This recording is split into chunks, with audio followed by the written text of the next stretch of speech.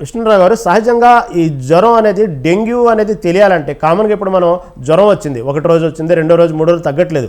అసలు యాక్చువల్గా dengue test ఎన్ని రోజులకు చేయించుకోవాలి, డెంగ్యూ టెస్ట్ ఎన్ని రోజులతో బయటపడిద్ది, టైఫాయిడ్ ఫీవర్కి ఎన్ని రోజులు అంటుంటారు కదా, మళ్ళీ డెంగ్యూ ఎలా నిర్ధారణ చేసుకోవాలి, టెస్ట్ అనేది ఎన్ని రోజులు చేయించుకోవాలి?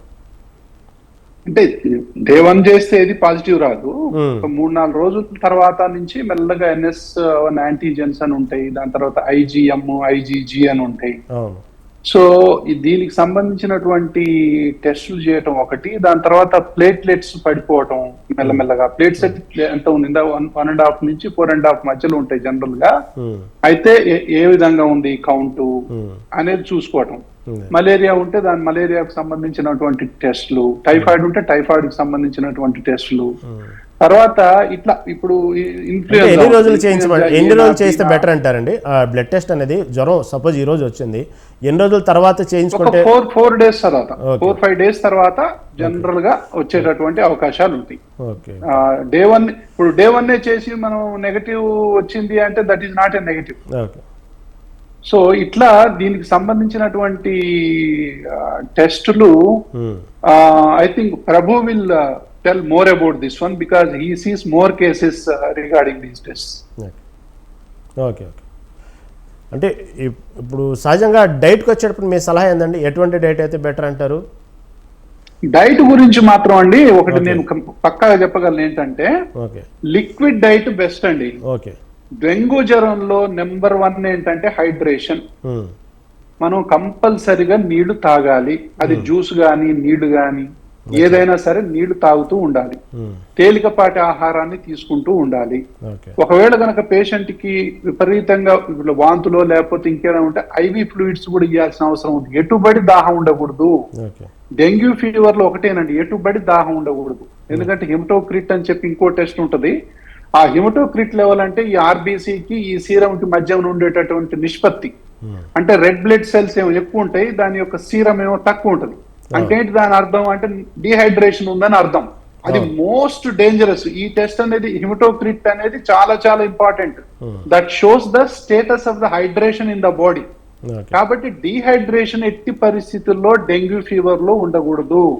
ఇంట్లో ఉన్న వాళ్ళు ఎవరైనా సరే ఫస్ట్ ఫీవర్ వచ్చింది అంటే మెల్లగా ఈ పారాసిటమాల్ తీసుకోవటం, తడిగుడ్డలు వేసుకోవటం, ఎటుబడి టెంపరేచర్ ని పెరగనీయదు.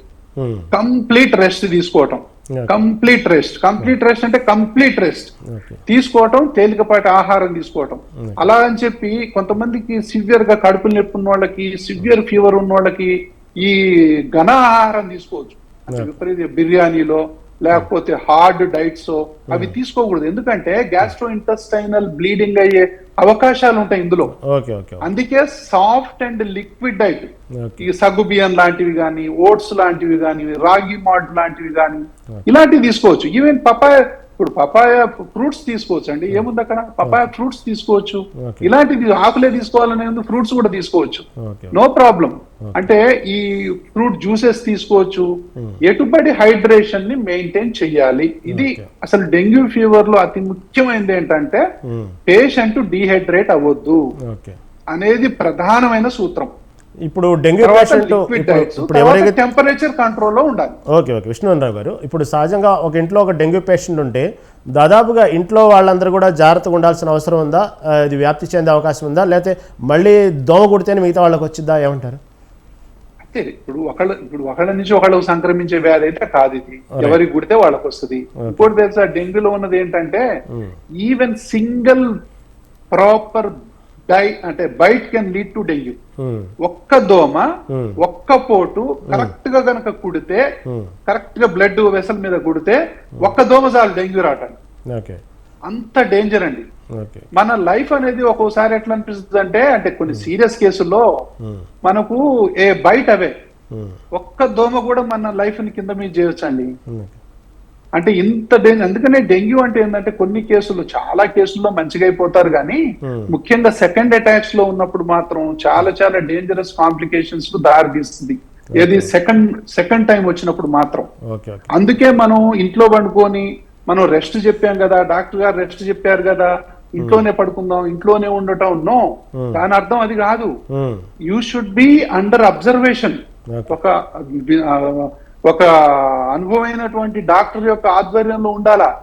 నేను ఈ ఆకులు తినుకుంటా కూర్చుంటా, లేకపోతే ఇవి వేసుకొని కూర్చుంటా, ఇది కాదు.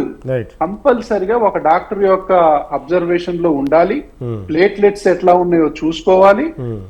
ఒక వ్యక్తి ఇంట్లో ఒక దోమపకాటుకు గురయ్యారంటే ఇంకొకళ్ళు గురయ్యే అవకాశాలు ఉంటాయి. కాబట్టి అది అంటువ్యాధి మాత్రం కాదు, ఒకళ్ళ నుంచి ఒకళ్ళకి వచ్చేటటువంటి అంటువ్యాధి మాత్రం ఎంత మాత్రం కాదు. ఇప్పుడు అదే ఇన్ఫ్లుయెన్జా ఉందనుకోండి, ఇన్ఫ్లుయెన్జా ఒకళ్ళకి వస్తే ఇంట్లో అందరికి రావచ్చు. డెంగ్యూ అలా కాదు, డెంగ్యూ మాత్రం బైట్ ద్వారానే వస్తుంది. కాబట్టి ఈ యొక్క వర్షాకాలానికి సంబంధించి మన దేశంలో ఇది చాలా ప్రధానమైనటువంటి సమస్యగా మారిపోయింది ఇప్పుడు ఈ డెంగ్యూ అయితే. సో అసలు చాలా అంటే ఒక్కోసారి చాలా డేంజరస్ లెవెల్స్ కు వెళ్ళేటటువంటి అలాంటి కేసులు చాలా తక్కువ శాతం ఉంటాయి. బట్ వాళ్ళు చాలా కేర్ఫుల్ ఉండాలి. ఎవరైనా సరే చాలా కేర్ఫుల్ గా ఉండాల్సినటువంటి అవసరం ఉంది. ముఖ్యంగా వాంతులు, కడుపు నొప్పి ఇస్ ద బిగ్ సిమ్టమ్. బాగా కడుపు నొప్పి వస్తుంది, బాగా నీరసంగా ఉన్నారు, టెంపరేచర్ సడన్ గా పడిపోయింది, సడన్ గా బీపీ పడిపోయింది అంటే ఇంట్లో ఇంకా అలాగే ఉండకండి దయచేసి. సో ఇవి చాలా డేంజరస్. టెంపరేచర్ ఇప్పుడు బాగా టెంపరేచర్ ఉంది, సడన్ కొలాప్స్ అయింది, సడన్ గా బీపీ పడిపోయింది, సడన్ గా నీరసం అయిపోయారు. ఈ ముఖ్యంగా ఈ గమ్స్ నుంచి బ్లీడింగ్ వస్తా ఉంది, మోషన్ పోతే బ్లీడింగ్ వస్తా ఉంది. ఇంటిలో ప్రయోగాలు చేయొద్దు. అలా అని చెప్పి మీరు ఏదో ఇందాక చెప్పారు ఆ బొప్పాయాక ఏదో ఆ ఆకులతోని ప్రయోగాలు, ఇలాంటి వాటితోని ప్రయోగాలు చేయకండి దయచేసి. ఇది తాగితే పోద్దులే ఆ భ్రమలో ఉండొద్దు. ముఖ్యంగా విష్ణురావు గారు ముఖ్యంగా మీరు చెప్పినట్టు ఒక డెంగ్యూ బారిన పడ్డారంటే మిగతా వాళ్ళకి వ్యాపించాలని ఏం లేదు, మరి దోమకాటు ఉంటేనే డెంగ్యూ వచ్చింది. ఓకే రైట్, ఓకే మంచి మళ్ళీ మాట్లాడుతుంది దాని గురించి.